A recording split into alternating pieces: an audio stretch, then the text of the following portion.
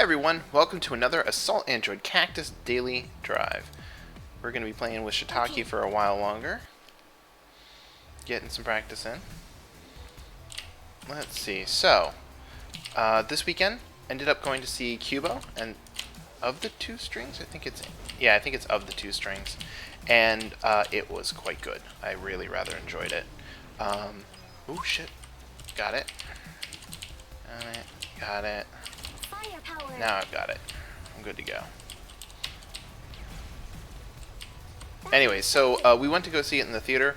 I was interested in seeing the movie. I didn't think that I had like a really high interest in seeing it, and it ended up being like a really good, pretty much sleeper level quality of film. Like I don't think that I've seen an awful lot of Yeah, there was no getting out of that.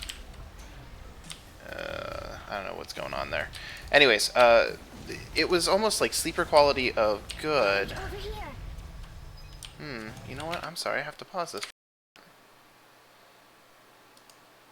Ah, there we go. I was trying to keep an eye on my broadcast, and I was not seeing anything going in the screen next to me, and I was afraid that I wasn't broadcasting for a moment. So anyways, whoa.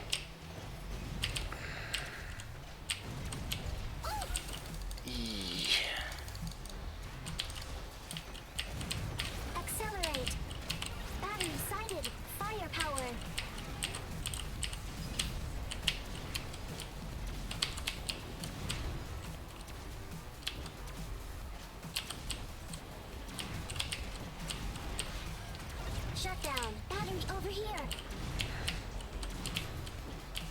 Firepower. Weapon max. There we go. Still gonna take 2 shots to take down some of the bigger ones. Anyway, so if you haven't seen any advertisements for it, it is definitely a children's film. It's still very, very well done despite that. There was a lot for adults to enjoy.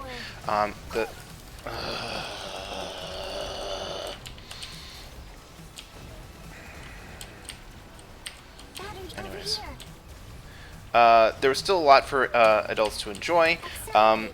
I found the visual style very striking, and I'd really just end up giving the movie like, say, a 4.5 out of 5. For my friends that went to see it, they mostly gave it a 5 out of 5. They felt that it was like, you know, the best movie they'd seen this year. I said that they hadn't seen Nice Guys, which is definitely my vote for best movie of the year. But anyways, so I was still really stunned because the commercials actually really undersold it, which is the same sort of thing that I said about Nice Guys when I saw that, which, you know, I was really pleasantly surprised that that movie ended up being way better than the advertisements for it. And yeah, so actually it's arriving tomorrow. I guess it's really been that long since the movie was in theaters. Okay. There. Can't believe that worked to line them all up like that. Accelerate extended.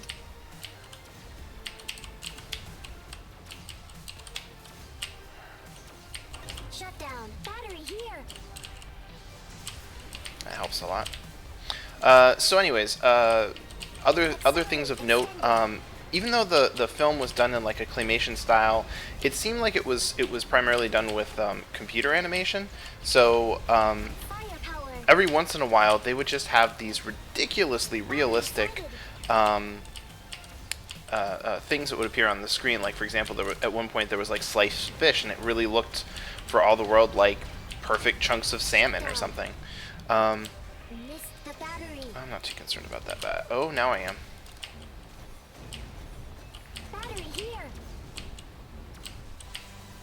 That was quite close. There we go. I thought I was gonna get that last wasp in there for like a super shot. Please make it interesting. Oh. Uh-oh. Shutdown. Can't believe I made that in time. Firepower. Battery over here. I'm actually really glad that I got that firepower, because without it, these wasps would be much more of a pain. Firepower extended. Clear them all out as best we can. Oh my gosh. There we go. And now it's just harmless toasters. There. Weapon max. So, anyways, visual style, like I said, was very stunning, especially because things were highly realistic. The fish, there was a point where there was a fireplace, and the fire within it looked like I was seeing it through a window. Like, I could not... I was having such a hard time recognizing it as, you know, something that was produced by a computer, in all likelihood, that it just really... It stood out so significantly from everything else in the movie, which so obviously looked manufactured, claymation, things like that, where you can, you know, it's really obvious that it's real, or not real, I should say. And the only criticism that I would level at the movie, and this did not bother my friends in the slightest, was that I felt that the world had a very rich, like, you know, bit of story, world, mythos, whatever you want to call it, and they just didn't share that.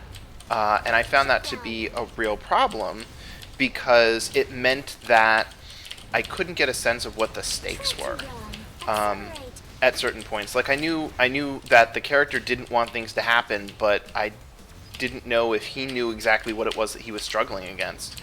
And I'm pretty willing to bet that the answer is no. He had no freaking clue. So it just...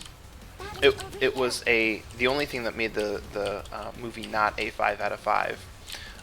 So it was something that, like, every single time I've told someone, oh, I saw this movie, everyone's like, what movie? I've never heard of it. So yeah.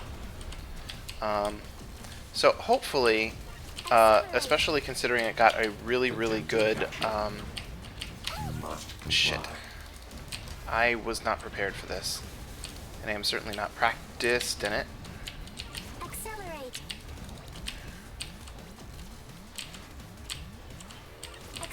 Extended. Firepower. Accelerate extended. And this is becoming a real problem, because I have battery issues.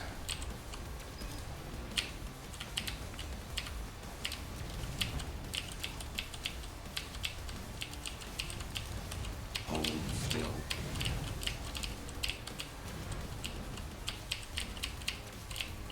Unexpected resistance encountered. Need that.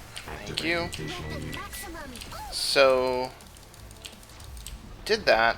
I was actually really rather disappointed. There's a game, Master of Orion. If you've never played it, it is a space 4X game. So it's kind of like Civilization in space. And it was a series that I believe was fairly well regarded for a good long while, because there's been a lot of instances... Whoa. I don't know. Hold on a second, I gotta concentrate before I finish this thought. Come on. Woo. Wasn't sure if I could pull it off.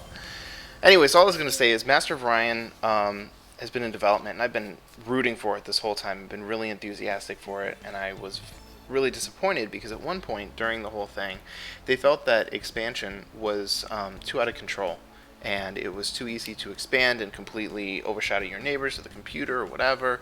And so what they did was they dramatically altered the main colony's ability to output anything useful, like, for example, production or food. And so the result is, when you settle a planet, it has one person on it, and that person is always in food. And if you move them from food, that person starves to death the following turn. And this is a problem because it means that the only thing that you can do for every colony, no matter where it is or what you're trying to do, is buy an automated factory so that you can get something started. And even that means that there's going to be like 15 turns before the next cheapest production cost building can be completed, like, say, a hydroponic farm, which might reduce the amount of time that it takes to fill up population. And then even further, they added a whole bunch of stuff where if you have a lot of population, it becomes harder to produce population, which mathematically doesn't really make any sense to me. But it just was a giant pain in the ass. I was really disappointed by it because it makes the game functionally unplayable.